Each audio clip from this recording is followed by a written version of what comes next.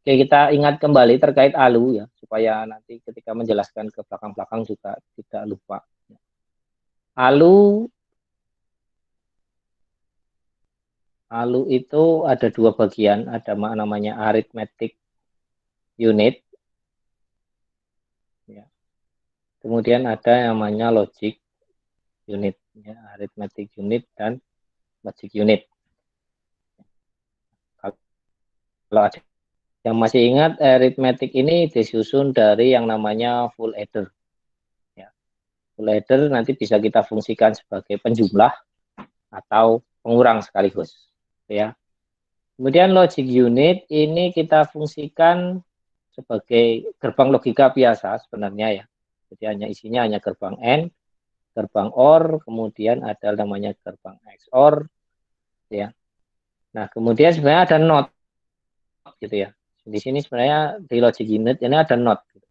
Tapi gerbang NOT ini ternyata juga dipakai oleh arithmetic unit ya. Kalau kita lihat dari sisi rangkaian ALU, ya, di sini gerbang NOT-nya ternyata dipakai juga untuk aritmetik dalam hal ini karena dia difungsikan untuk pengurangan ya, pengurangan di dalam aritmetik, kan? Yaitu untuk mencari two complement ya, fungsinya untuk mencari two complement atau bilangan minus dari suatu bilangan, sehingga not ini akhirnya ditarik di luar di sini ya. Jadi ada gerbang not, kemudian not ini terhubung ke aritmatik dan logic unit ya. Kemudian dari logic unit dan aritmatik ini kembali ke satu output lagi, gitu ya. Ini output. Kemudian di antara output dan logic unit dan arithmetic unit ini ditambahkan sebuah namanya multiplexer, yang mana nanti dia fungsinya untuk memilih gitu ya. Memilih apakah pakai arithmetic unit atau logic unit. Gambaran sistemnya kurang lebih untuk ALU kurang lebih seperti ini. Ya. Nah, kemudian dari operasi arithmetic unit ada hasil berlebih atau ada sebuah status atau dia ada sebuah kondisi gitu ya yang menunjukkan hasil aritmetik atau logik ini ya. Nah, status atau kondisi tersebut disimpan dalam sebuah flag yang namanya flag register ya. Yang sudah kita pelajari ada 4, ada yang namanya carry, kelebihan penjumlahan, kemudian ada yang namanya zero, ketika outputnya itu adalah hasilnya 0 semua, maka zero akan bernilai 1. Kemudian di selanjutnya yang paling depan menunjukkan nilai 1, itu dia menjadi negatif gitu ya. Kemudian ada istilah overflow atau bukan O ya, tapi V. Overflow ini menunjukkan sebuah kelebihan penjumlahan dalam hal bilangan positif negatif. Ya, kalau carry bilangan positif semua, kalau overflow itu kalau kita melihat dari sudut pandang positif negatif. Ya, karena sebenarnya bilangan biner itu kita nggak bisa lihat itu sebagai positif negatif ya, beda dengan bilangan desimal yang bisa kita tambahkan -1, -2 gitu. Kalau bilangan biner dia nggak bisa kita tambahkan -0, -1, -1, 0 gitu nggak bisa. Itu ya. Nah, kemudian ini flag register. Ya. Nah, kemudian ALU, ya, ALU ini kemudian mendapatkan data yang mau diolah, dalam hal ini mau dijumlah atau mau dikurangi atau mau di AND or XOR kan gitu ya. Ini dapatnya dari mana gitu kan. ALU ini dapatnya dari sebuah register unit. Ya, register unit. Register unit ini isinya apa? Register unit ini isinya adalah flip-flop. Ya. Ini terdiri dari flip-flop. Flip-flop yang dipakai apa? Flip-flop D. Ya. Register unit itu kumpulan dari register. Ya. Isinya itu adalah flip-flop D. Ya. Di dalam register unit ini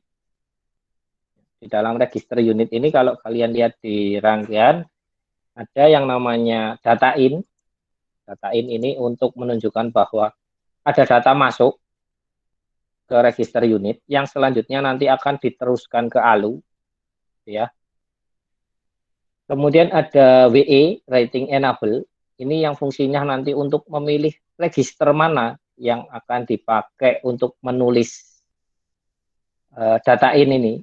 Jadi dia milih register mana yang mau dipakai untuk nyimpen data in.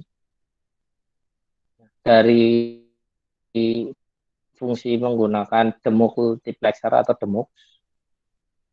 Kemudian untuk menghubungkan register dengan ALU di sini menggunakan multiplexer lagi. Ya, multiplexer ini fungsinya untuk mengeluarkan data gitu ya dari salah satu register yang dipilih. Ya, untuk memilihnya pakai RA atau RB di sini. Ya, jadi untuk menghubungkan register unit dengan ALU itu pakainya multiplexer. Kenapa? Karena register unitnya banyak, ALU cuma punya 2, A dan B. Di sini yang dicontohkan ada 4, tapi realnya nggak lebih dari 4 gitu ya. Kalau kita bicara contohnya mikroprosesor yang ada di ATmega, yang ada di Arduino, itu sampai 32 kalau nggak salah registernya. Itu, register dalam ya. Nah itu terhubung hanya ke 2 saja, A dan B. Nah kemudian ini dari data ya, kalau kita bicara data. Jadi datanya ALU itu dapat dari mana? Dapat dari yang namanya register unit. Nah, kemudian ALU ini bisa tahu bahwa oh ini ada operasi penjumlahan.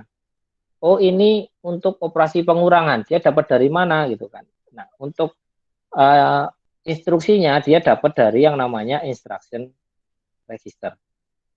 Atau kalau ada yang menyebutnya mungkin control unit gitu ya. Yang menyebutnya sebagai control unit. Jadi kontrol unit ini yang nanti akan memberikan informasi ke ALU atau ke register unit. Ya. Jadi nggak cuma ke ALU aja, tapi ke register unit itu berupa perintah. Ya. Isinya sebenarnya dia hanya satu register saja, gitu ya.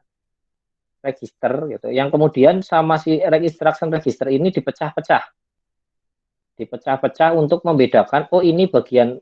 Misalkan saya punya, kalau kemarin saya contohkan mungkin ada misalkan, kemudian oleh instruction register dia dipecah gitu. Oh bagian ini itu untuk perintah nih.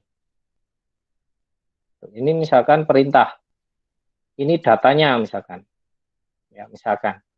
Kemudian oh ini adalah register yang dituju, register unit yang dituju misalkan. Jadi instruction register dia sebenarnya hanya memilah gitu. Memilah sebuah data biner yang panjang, kemudian dia pilih, oh ini bagian perintah, oh ini bagian data, oh ini bagian register yang dituju, misalkan seperti itu. Gitu ya. Yang kemudian perintah ini dipakai untuk menjalankan, misalkan perintah penjumlahan, berarti nanti dia akan memberikan ke ALU, ALU bakal tahu, oh ini perintah penjumlahan dari kodenya, kode biner, gitu ya. Kemudian yang dijumlahkan mana nih, gitu kan? Oh yang dijumlahkan angka ini dan angka ini atau register ini dan register ini. Maka nanti ALU itu ketika dijalankan dia akan mengambil data dari sebuah register unit ya. Kemudian dia akan melakukan operasi sesuai dengan instruksinya. Ya. Hasilnya nanti akan diperoleh. Jadi kurang lebih ceritanya seperti itu.